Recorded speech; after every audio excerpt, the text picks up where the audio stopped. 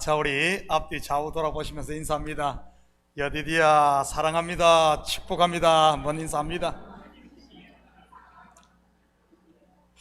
여디디야의 뜻이 뭐죠? 여호와께서 사랑하시는 자. 누구에게 주어진 이름입니까? 솔로몬입니다. 물론 솔로몬은 샬롬 곧 평강의 왕으로 오실 예수 그리스도를 예표하는 인물이고요, 여러분의 가정과 사업에 이 여디디아의 복이 임하시기를 축복합니다. 교육은 반복입니다. 혹시 하나님께서 우리 교회에 주신 말씀을 잊어버렸을까 해서 리마인드 해드린 겁니다. 우리 목사님은 했던 말 또 하고 했던 말 또 한다고 그러지 마시고요, 우리는 지난주 여자가 낳은 자 중 가장 큰 자 세례 요한에 대해 공부했습니다.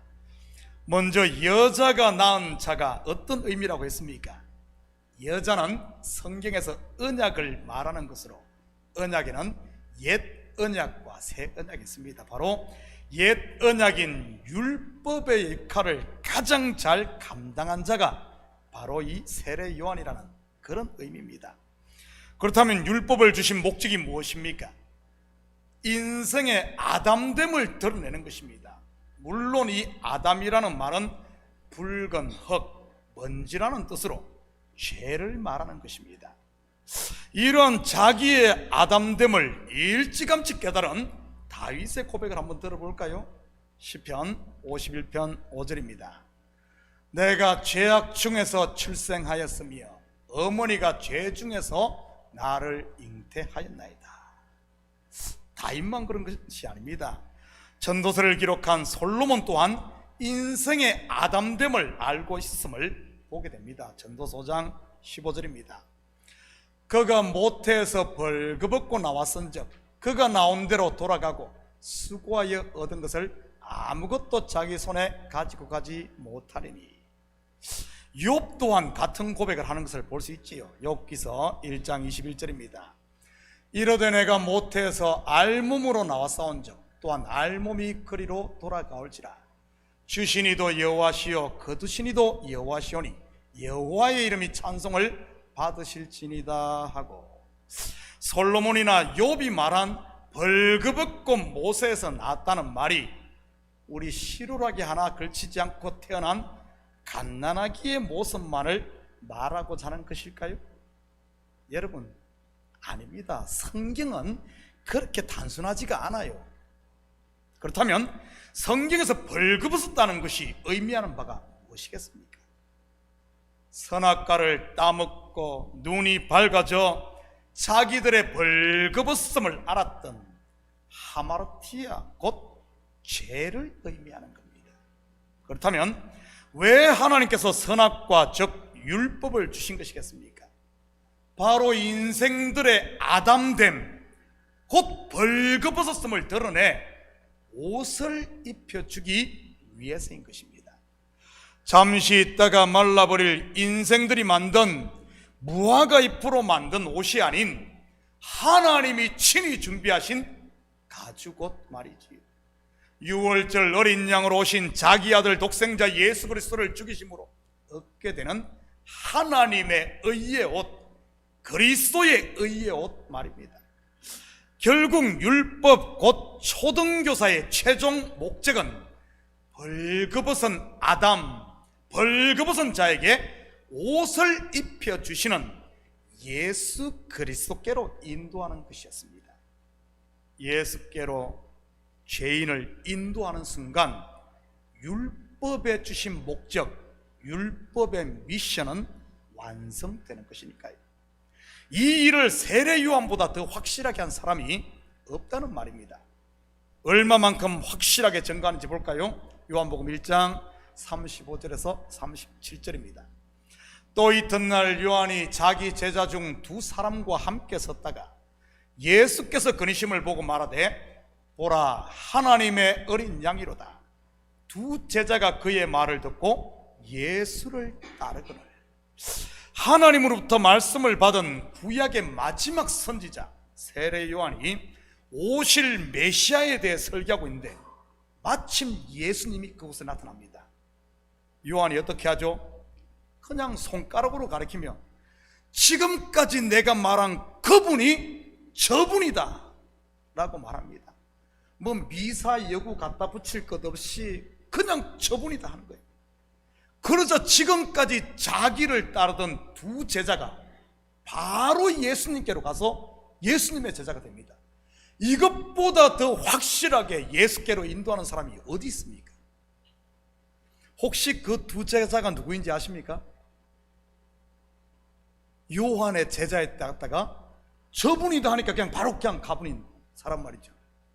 안드레와 오늘 본서를 기록한 사도 요한입니다.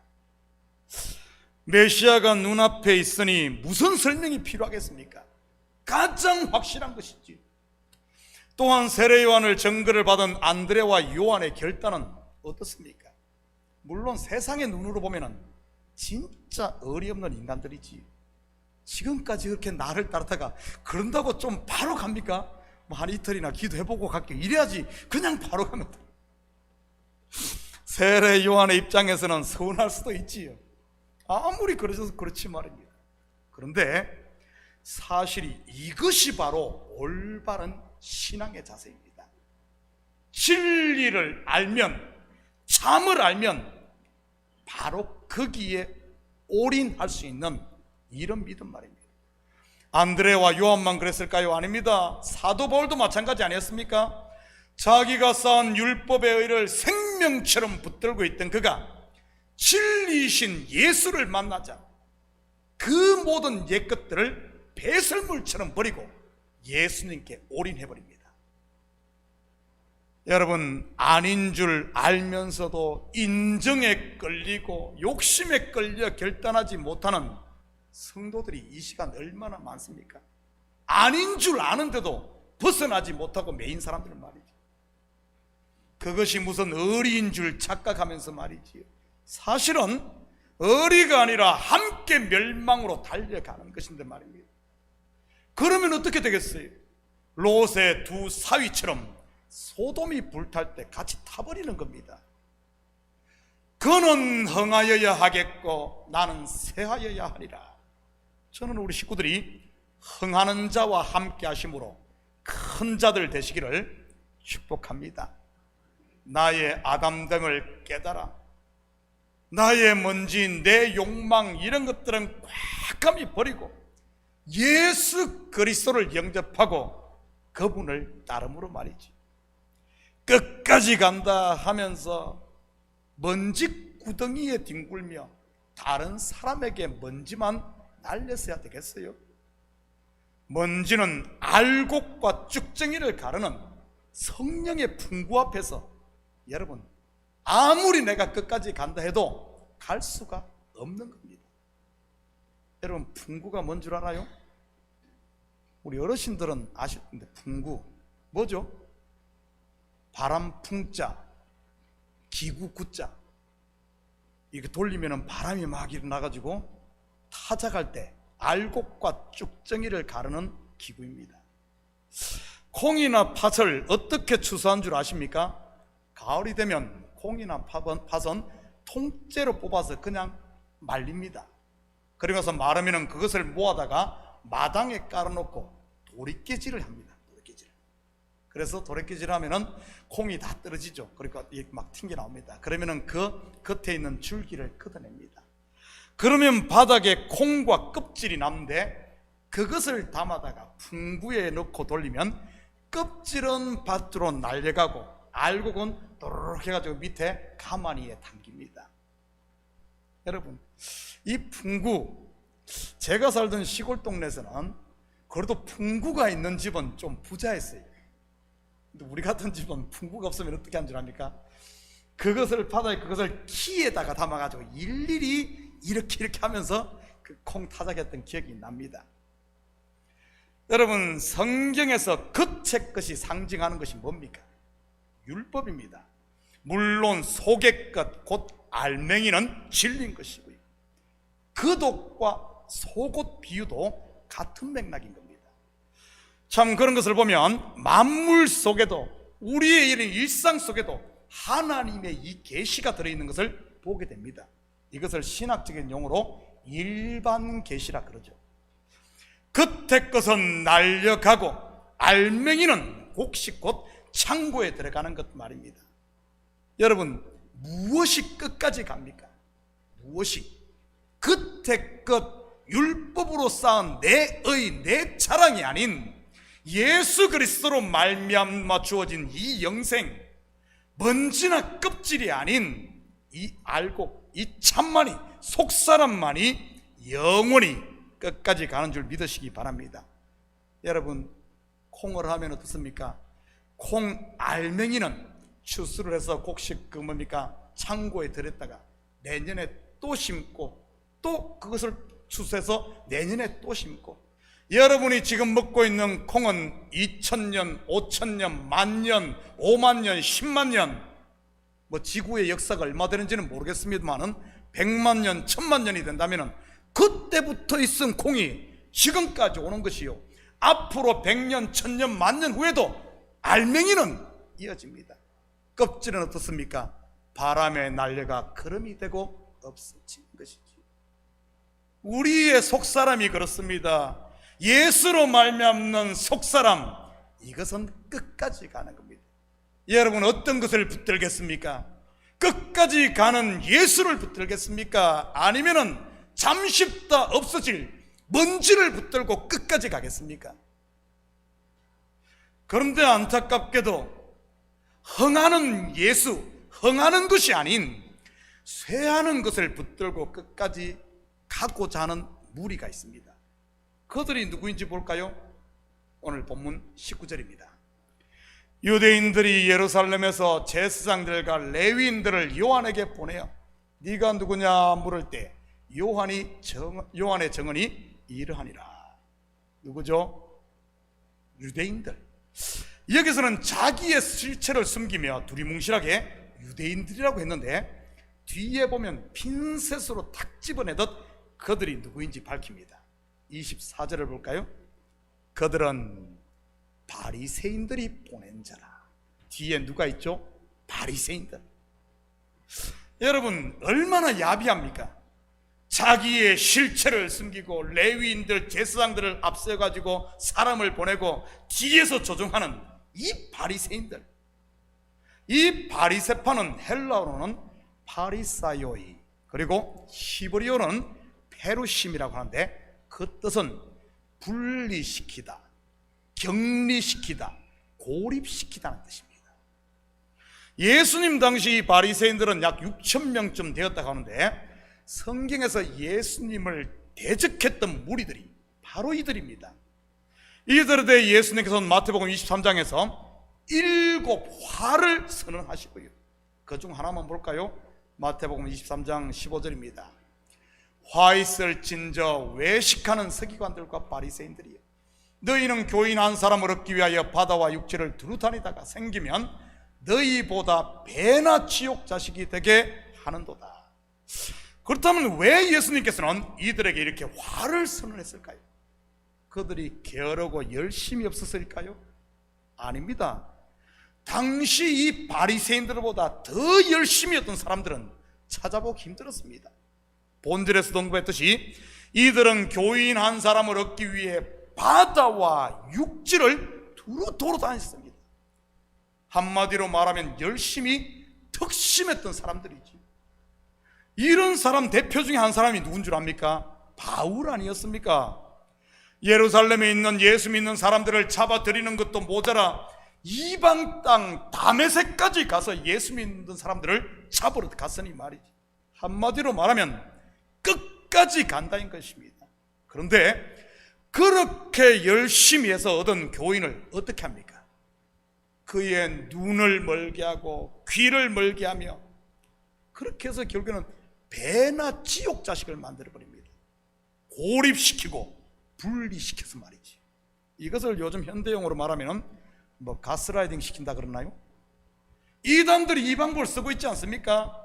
한 사람 먹겠다고 별짓 다 하며 사줄 것 사주고 온갖 노력해서 자기 거를 데리고는 세뇌를 시키고 먹을 것 주고 직장 찾아주고 다 해놓으셔서 어떡합니까?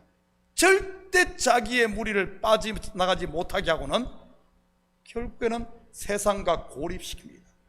그리고는 어떻게 합니까? 배나 지옥 자식으로 만들지. 여러분, 이 바리새파들 또한 이들의 특징이 무엇입니까? 계속해서 27절입니다. 화 있을 진저 외식하는 서기관들과 바리새인들이여 회칠한 무덤 같으니 겉으로는 아름답게 보이나 그 안에는 죽은 사람의 뼈와 모든 더러운 것이 가득하도다. 한마디로 겉과 속이 완전히 다른 겁니다. 겉은 천사 같은데 속은 악마 말이지. 여기서 겉으로는 아름답게 보인다는 말은 이것저것 율법 조항들을 지켜 믿음 좋은 사람처럼 보인다는 그런 말입니다.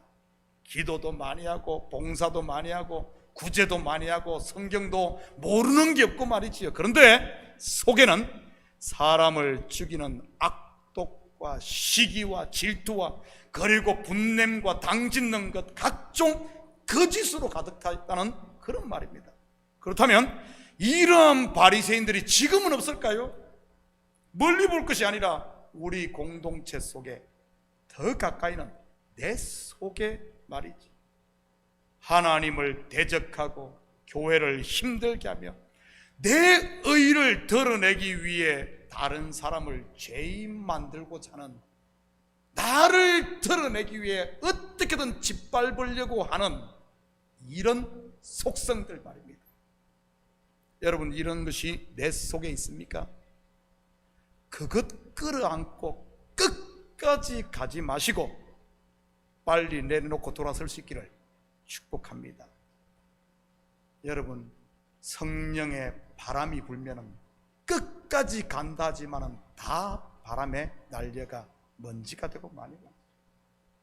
배설물 속에, 여러분, 이 배설물을 우리 너무 속에 오래 담고 있으면 어떤 일이 생깁니까? 어떤 일이 생겨요? 배설물이란 말을 못 알아듣나? 테스트 한번 해볼래요? 일주일 동안 화가정짓을 가지 않고 어떤 일이 생겨요? 변비 생깁니다. 굳어서. 지옥을 향해 끝까지 가면 어떻게 되겠습니까? 화만 당하게 되고 결국은 목을 매달고 배가 터져 창자 걸려 나왔던 가룟 유다꼴 되지 않겠어요? 끝까지 가면은. 그런데 베드로는 어떻습니까? 아닌 줄을 알고, 사실은 알고 보면 가룟 유다보다 더 못된 놈이 이 베드로예요. 사실은 정말이에요. 배 터져 죽어야 될 사람은 베드로예요. 배 터져 죽어야 될 사람. 그런데 어떻습니까? 아닌 줄 알고 돌아서서 그는 예수 붙잡고 진리 붙잡고 흥하는 것 붙잡고 끝까지 가지 않았습니까? 그러니 지금 이 시대도 베드로 수제자로 취급받는 것이지. 끝까지 가기를 원하십니까? 회개하고 엎드려 예수 그리스도 안에서, 은혜 안에서 끝까지 가시기를 축복합니다. 왜냐하면 그 길 끝은 영생 곧 아버지 품 천국이니까요. 세례 요한이 요단강에서 세례를 주자 사람들이 구름대처럼 몰려왔어요. 그러자 시기 질투가 많은 바리새인들이 혹시 그가 메시아가 아닌가 해서 제사장과 레위인들 구슬려 가지고 정탐을 보냅니다. 왜 그랬겠어요? 예수님이 메시아면 그를 영접하려고 그랬을까요? 아닙니다. 거짓 의로 선생 노릇하고 왕 노릇하고 있던 자기들의 실체가 탄로날까 걱정돼서 그런 겁니다. 그들이 한 질문이 뭡니까? 네가 그리스도냐? 네가 엘리야냐? 네가 오실 그 선지자냐? 하고 묻습니다. 아주 집요하지. 어떻게든 끈앞을 하나라도 잡아서 어떻게든 하려고 말이에요. 세례 요한의 대답이 뭐죠? 23절입니다. 이르되 나는 선지자 이사야의 말과 같이 주의 길을 곧게 하라고 광야에서 외치는 자의 소리로라 하니라. 무슨 말이죠? 오늘 일부 예배 부른 CCM 가사에도 있는데 말이죠. 나는 소리요 광야에서 외치는 소리. 여러분, 먼저 주의 길을 곧게 하라고 했는데 어떻게 하는 것이 주의 길을 곧게 하는 것이겠습니까? 어떻게 하는 것이 킹스 하이웨이를 만드는 것이겠어요? 우리 인생들의 내 마음의 말이지. 어떻게 하면 주님이 그냥 악셀에 팍 불어서 한 120마일 그냥 킹사이 막히는 것이 확 오게 하겠습니까? 여러분, 세례 요한이 외친 메시지가 무엇입니까? 마태복음 3장 1절 2절입니다. 그때 세례 요한이 이르러 유대 광야에서 전파하여 말하되 회개하라 천국이 가까이 왔느니라 하였습니다. 바로 회개입니다. 바로 회개. 우리 마음의 킹스 하이웨이, 주께로 화통하게 열리는 길이 뭔 줄 압니까? 회개입니다. 우리 복음서에 보면은 회개한 영혼들, 자기가 죄인임을 깨닫고 나는 죄인입니다 한 사람들 봐요. 바로 그 즉시 치유가 일어나고 죽은 자가 살아나고 귀신이 쫓겨나며 주께서 내가 오늘 너와 함께 따라 내 믿음이 너를 구원하였느니라. 여러분, 회개의 기본은 내가 죄인임을 고백하는 것이요. 창세기의 언어로 하면 하나님께서 아담아 부를 때 내가 여기 있습니다 겁니다. 아담의 뜻이 뭐라고 했습니까? 붉은 흙, 먼지, 죄덩어리. 아담아 부르는데 자꾸 옆 사람 쳐다보진 않아요. 아담아, 그런데 저 사람이 죄인인데? 저 사람 잘못했는데? 다윗이 우리아의 아내를 범하는 간음죄와 그것을 감추기 위해 그의 남편 우리아를 죽이는 살인죄를 범했음에도, 여러분, 여기 제가 확정하는데 여기에 앉은 사람들은 아마 다윗만큼 그런 큰 죄 지은 사람 없을걸요? 사람 죽여본 사람 있으면 손 들어봐요. 괜히 또 간음을 물어봤다가 또 손 들면 난처해지니까 안 묻겠습니다. 이런 큰 죄를 지었음에도 하나님께서 나단 선지자를 통해 그를 부릅니다. 다윗아, 아담아 부를 때 다윗이 숨지 않고 I have a sin to God, 내가 여호와께 죄를 범하였나니 고백하다 어떤 일이 납니까? 죄사함의 은혜가 폭포수처럼 그에 임하며 킹스 하이웨이가 열려 올해 우리 교회에 주신 여디디야, 여호와께서 사랑하시는 아들 솔로몬을 얻게 됩니다. 오늘 본문으로 말하면 주의 길이 예비되고 그 길로 주님이 오신 것이지. 저는 우리 식구들이 하나님의 말씀을 들을 때마다 아멘으로 말씀을 받고 그 앞에 엎드림으로 여러분 마음의 왕의 대로, 시온의 대로가 열리시기를 축복합니다. 우리 주님을 돌아오시게 만들지 말고요, 그 길을 막지 말고요, 자기만 손해니까요. 그리고 세례 요한이 한 일이 무엇입니까? 요단강에서 세례를 베푼 일입니다. 여러분, 세례가 뭐죠? 내가 성부와 성자와 성령의 이름으로 세례를 주노라 하며 머리에 물을 끼얹는 행위입니까? 맞습니다. 그게 세례예요. 세례 요한은 요단강에서 물속에 확 잠겼다가 나오게 하는 침례를 베풀었습니다. 그렇다면 이 세례나 침례가 갖는 의미가 뭘까요? 구약에서 세례를 모형하고 있는 이야기가 많이 나오는데 그 중에 몇 개만 보도록 합시다. 가장 먼저 나오는 것이 노아의 홍수 심판입니다. 그 다음이 출애굽한 이스라엘 백성들이 홍해 바다를 마른 땅으로 건너는 홍해 도하이고요. 그리고 세 번째는 이스라엘 백성들이 광야 40년을 구름 기둥 아래로 지나는 겁니다. 이 세 이야기의 공통점이 뭐죠? 첫째는 전부 물이 나오죠. 물. 둘째는 죽은 자와 산 자입니다. 노아 홍수에서는 코로 호흡하는 모든 생물들이 죽고 노아의 가족 8명과 방주에 탄 생물들이 살아납니다.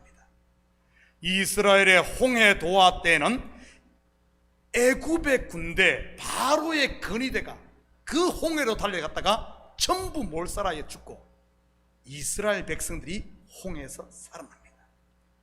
그리고 광야 40년의 구름 기둥 아래에서는 출애굽 1세대들이 다 죽고 2세대들이 살아나 가나안에 들어갑니다. 물론 출애굽 1세대 중 여호수아와 갈렙은 제외하고요.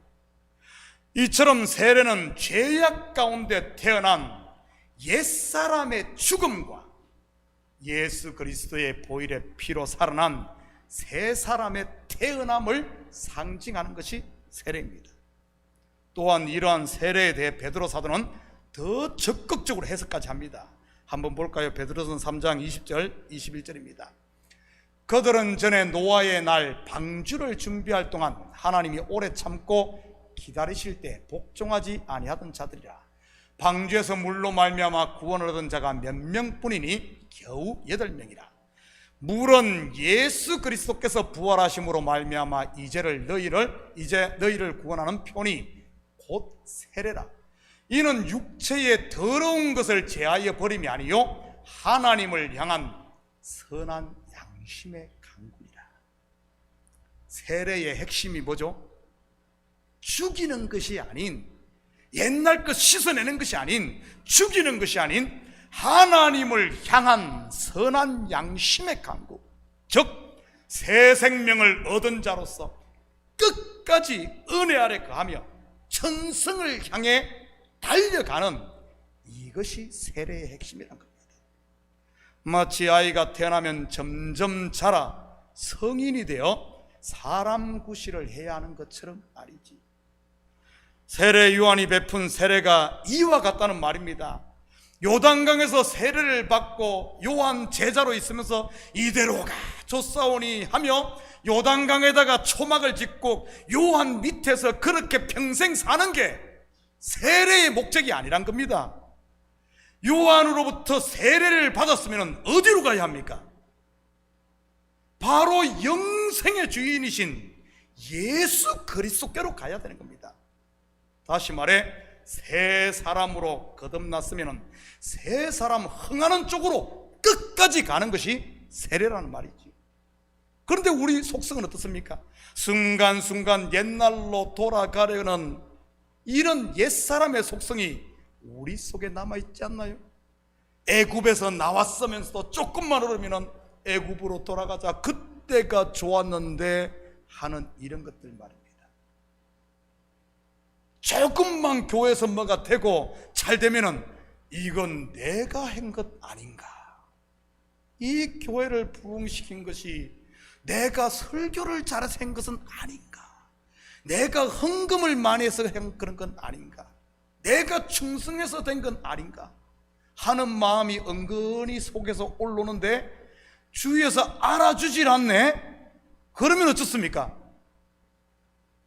속에서 뭔가 서운함이 들고 이러지 않나요? 예수님께서 말씀하신 자기를 부인하고 이런 마음들을 끊임없이 치며 십자가 지고 예수를 따라가야 되는 겁니다. 그리스도의 장성한 분량에 이를 때까지. 그게 세례예요. 세례를 받으면 그 자리에 있는 것이 아니라 이제는 예수께로 가서 따라가야 되는 겁니다. 남 탓하던 자리에서 이제는 자리를 털고 일어나 다른 사람의 짐을 함께 나누어 지는 단계로 나가는 겁니다.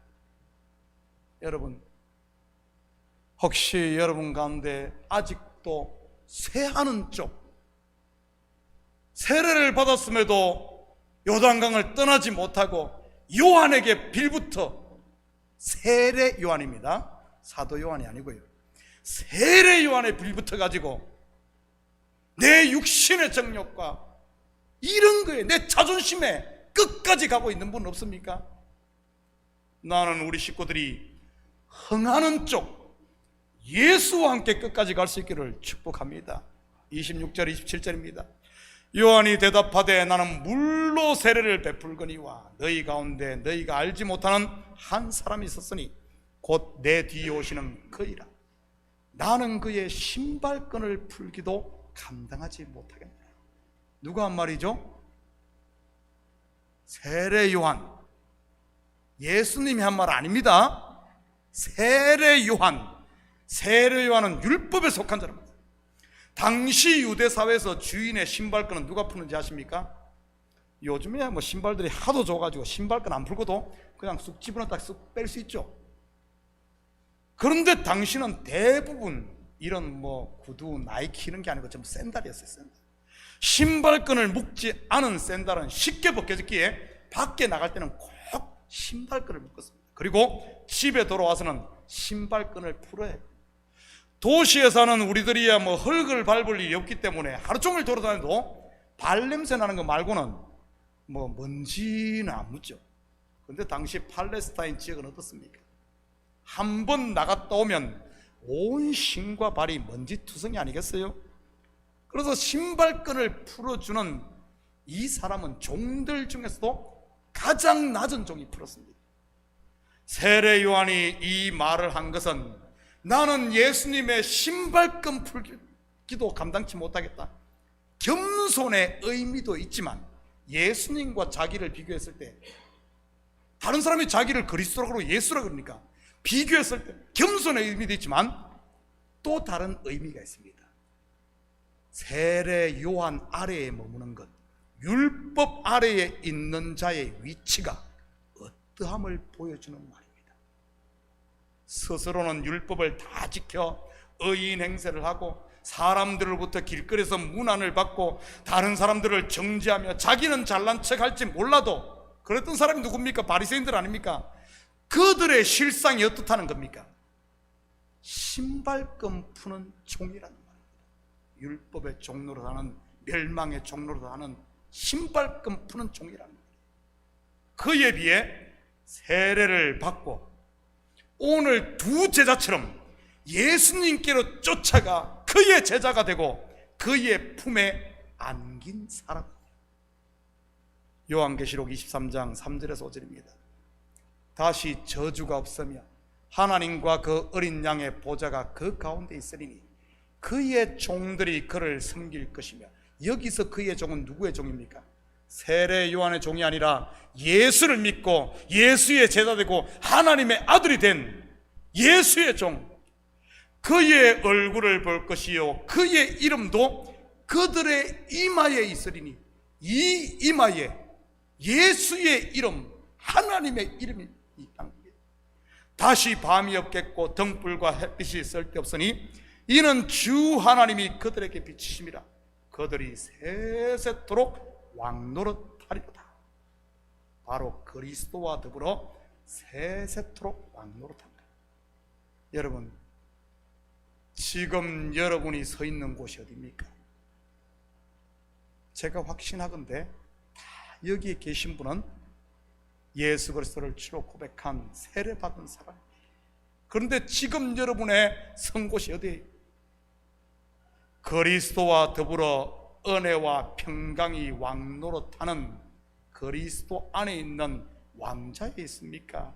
아니면은 세례받고도 정에 끌려 내 욕심을 틀어버리지 못하고 내 삶에서 입에서 궁시렁거리며 세례 요한 밑에서 신발끈만 푸는 종의 위치입니까? 혹시 주인을 오해하며 불평하는 한 달란트 받은 종의 자리에 있다면 여러분, 그 길로 끝까지 달려가지 마시고 그 길로 끝까지 달려가지 마시고 내 오기, 내 고집, 내 뜻, 내 욕망 그 길로 끝까지 달려가지 마시고 이제는 안드레와 본서를 기록한 사도 요한처럼 과감히 돌이켜 그리스도 안, 은혜 안, 하나님이 준비한 이 잔치를 맛보고 누릴 수 있기를 축복합니다. 지금 이곳이 바로 그 잔치 자리예요. 여러분, 이 말씀 잔치 후에 또 우리 오늘 교회는 2차가 준비되어 있잖아요. 2차 야외 예배. 그러니까 이런 분이 있어요. 목사님, 아니 가서 예배 안 드리잖아요. 밥 먹잖아요. 아니요, 그 함께 성도가 함께 모여 떡을 떼는, 오늘 떡이 아니고 고기를 떼겠지만은 떡을 떼는 그게 예배입니다. 그것도 예배예요. 그 예배입니다. 초대교회 예배가 어쩐 줄 압니까? 말씀을 전하고 함께 모여 떡을 떼며. 뭐 초대교회에서 우리가 뭐 성만 차는데 요만큼 하고 이렇게 한 줄 알아요? 아니요, 하나 막 집에서 막 싸워가지고 서로 나눠 먹었습니다. 우리 파티처럼. 그래서 초대교회 어떤 일이 있은 줄 알아요? 먼저 온 사람들이 막 먹는 거예요. 배고프니까. 근데 포도주도 같이 갖고 왔거든요. 먼저 온 사람이 포도주 먹고 막 취해. 막 그 나중 온 사람 먹을 게 없어. 이래가지고 그런 문제까지 생길 정도로, 그런 오늘 우리 야외에 막 배가 막 나올 정도로 막 이렇게 먹는, 그게 다 예배예요. 뭐 또 가서 예배 드리면, 아니요, 우리 가서 예배 시간에 가서 싸우지들 마시고 서로 나눠 묻고 함께 웃고 함께 교제하시기를 바랍니다. 사랑하는 성도 여러분, 이 한 주도 지금 우리 교회에 부으시는 여디디아의 복, 하나님께서 사랑하시는 자에게 주시는 샬롬의 복을 마음껏 누리시고 내 속에서 말씀하시는 성령의 음성에 귀 기울이고, 그리고 또한 우리 성도들의 마음의 소리도 좀 듣는, 이게 지혜 아닙니까? 솔로몬, 샬롬, 솔로몬 아니에요? 이 지혜들이 있어서 이 한 주도 악에게 지지 말고 돌아가자, 애굽으로 돌아가자, 애굽으로 돌아가자는 이런 악에게 지지 말고 예수께로 곧장 달려가 선으로 악을 이김으로 그리스도와 더불어 왕노하며 그 길로, 흥하는 길로 끝까지 들어가는 우리 식구들 되기를 예수님의 이름으로 축복합니다. 같이 기도하십시다. 사랑의 아버지 하나님, 참으로 감사를 드립니다. 맞습니다. 흥하는 길이 있고 쇠하는 길이 있는데 우리의 육신의 생각은 자꾸 쇠하는 길로 가라고 우리 마음을 부추길 때가 있습니다. 하나님, 그럴 때마다 아버지 한 믿음의 고백을 할 수 있게 하시고 아닌 것에 대해서는 아니라고 말하고 과감히 참을 발견하고 진리가 있으면 그 길로 곧장 달려가 흥하는 쪽으로 끝까지 달려가 아버지의 품에 안기는, 하나님이 예배하신 천국 잔치를 맛보며 사는 우리 식구들 되게 도와주시옵소서. 감사드리며 예수님의 이름으로 기도드립니다. 아멘. 다 같이 자리에 일어납니다.